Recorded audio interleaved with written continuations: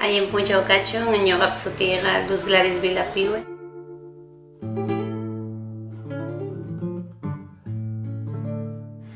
Es sumamente importante para los pueblos indígenas la ley de consulta libre, previa e informada, así como lo estipula el convenio 169 de la OIT, porque es el primer instrumento que reconoce los derechos de pueblos indígenas que hemos existido antes de la existencia del Estado peruano, porque es un derecho que nos corresponde a los pueblos indígenas, porque a través de la consulta nosotros podemos decir lo que pensamos y sentimos, y a la vez también el significado en este sentido de nuestros territorios, de nuestros idiomas. Para nosotros es importante la consulta en vista de que nos permitiría decir nuestros pensamientos, nuestra forma de ver la vida. Entonces también nos sentiríamos parte de esa propuesta.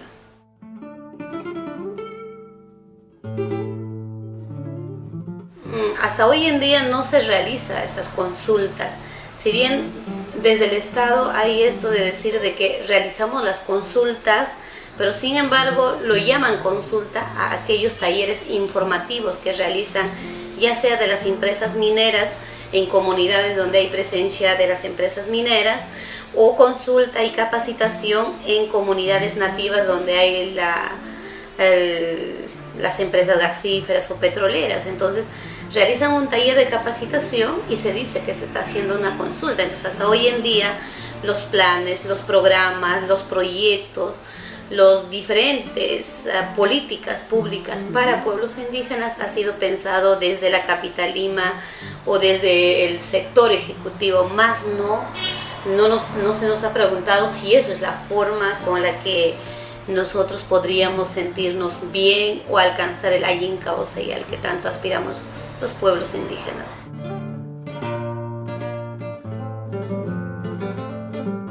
Para el país, sobre todo los costos de la violencia social que se vive actualmente, ¿no? Por ejemplo, si un poco retomaría, pondría el ejemplo, el caso de Espinar, el caso de Cajamarca, que es lo que está pasando.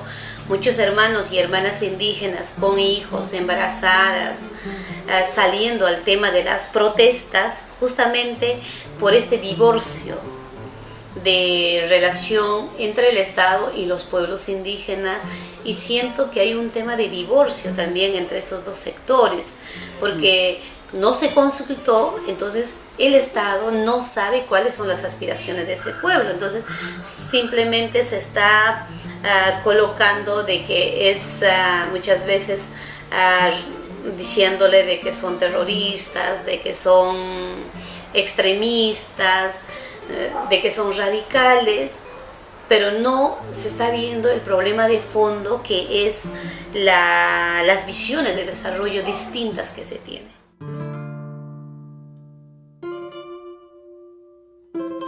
Justamente buscando la reivindicación de nuestros derechos como pueblos indígenas, empezamos este acercamiento y armar una red entre las organizaciones más representativas del país, entre ellas AIDESEP, CONACAMI, CNA, CCP y YONAMIAP. Como tal, decidimos conformar este pacto de unidad con la finalidad de incidir en las políticas públicas y impulsar agendas comunes. Entre las agendas comunes para el año pasado como pacto de unidad tuvimos el tema de impulsar la aprobación de la ley de consulta y asimismo trabajar por todo lo que es el tema de tierra, territorio, soberanía alimentaria y cambio climático, que es un contexto que nos aqueja, y el tercer tema, criminalización de las protestas.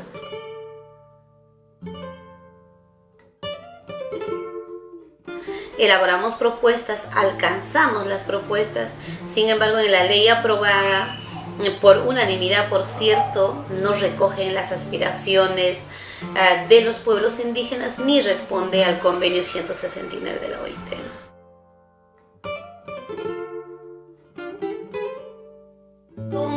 Como cuatro podría manifestar. Uno es el tema de quiénes son los pueblos indígenas, a quiénes van a consultar. El convenio 169 de la OIT reconoce de que somos pueblos indígenas aquellos pueblos o comunidades que descendíamos de comunidades que existieron antes de la existencia de los estados, en este caso del estado peruano. El otro es el tema de la autorreafirmación, autoidentificación de los pueblos indígenas y que sigamos practicando todos los usos y costumbres y conocimientos o parte de todo.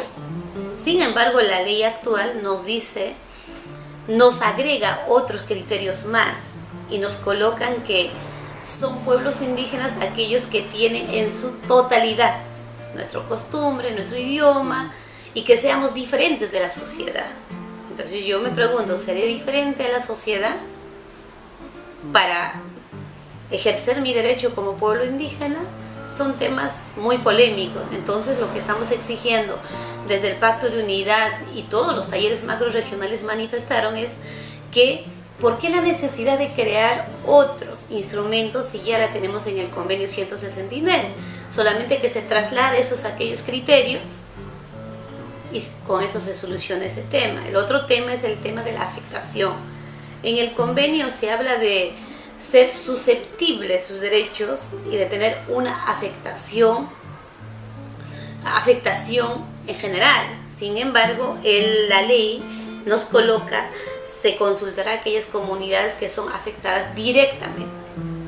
Entonces, estamos hablando, si en cabecera de Cuenca hay una afectación directa a esa comunidad, únicamente van a ser consultados de la cabecera de Cuenca. Y todos los que tienen afectación indirecta, ¿cómo quedan? Entonces, o sea, también, ¿no? Es de doble peligro, lo vemos este artículo.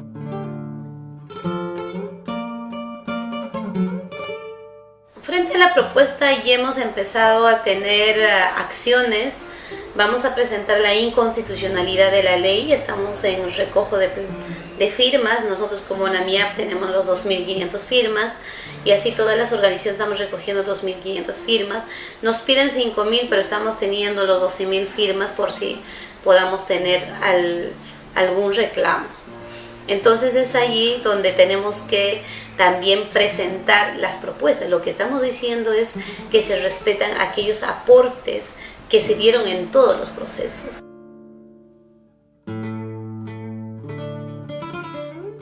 En todo el proceso nosotros, el Estado nos ha manifestado que nosotros no tenemos derecho a veto. Al respecto, la propuesta del Pacto de Unidad es exigir el cumplimiento tal cual lo manifiesta el convenio 169 de la OIT, que es el derecho al consentimiento. El convenio lo dice. En caso de afectar a la sobrevivencia de los pueblos indígenas, en ese caso tiene que desistir el Estado. Y el ejemplo claro es Caso Conga. Si los pueblos indígenas están diciendo que no quieren este modelo de desarrollo porque va a afectar la vida de todos los pueblos indígenas, el Estado tendría que decir no. Entonces el derecho al consentimiento. ¿Cómo logra el Estado tu consentimiento? Y no de una forma mucho más autoritaria.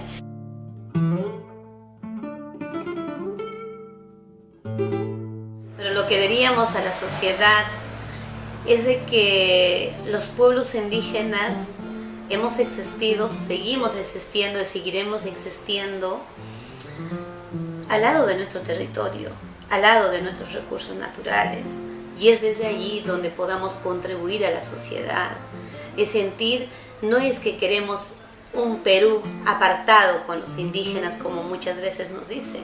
Somos parte de nuestro país, que las fronteras que ya nos pusieron. Pero sí también exigimos el respeto a nuestra diferencia, a nuestra forma distinta de pensar y de ver la vida. Como para el que vive en Lima puede ser importante el ingreso per cápita, para los pueblos indígenas es sumamente importante garantizar un agua limpia y un territorio sin contaminación. Entonces tenemos que, sigo soñando y aspirando que un día podamos entender la visión de desarrollo de la sociedad mucho más urbana y la visión de desarrollo de los pueblos indígenas y donde encontramos un nexo Y no es que nos oponemos a las actividades extractivistas, sino discutámoslas, cómo la queremos, cómo debe de darse, de que tu interés, mi interés, el interés del Estado, el interés de nuestros pueblos indígenas, no sean tan agresivos de uno para el otro, sino logremos el equilibrio con el que tanto nos hemos identificado los pueblos indígenas y logremos el verdadero diálogo intercultural de buena fe. Porque hasta hoy en día no he conocido un proceso en la que hayamos tenido un diálogo intercultural, salvo en ese pequeño periodo de Valentín Paniagua, donde sí todos los sectores se sentaron para elaborar un plan de trabajo cómo disminuir la pobreza en los pueblos indígenas. Desde allí hasta ahora no la tenemos. Lo que tenemos es un diálogo muy vertical y unas acciones muy autoritarias que con eso no vamos a llegar a ningún lado. Por eso sigo aspirando y soñando por un diálogo intercultural donde nos respetemos uno al otro y que las diferencias nos hagan mucho más integrales también.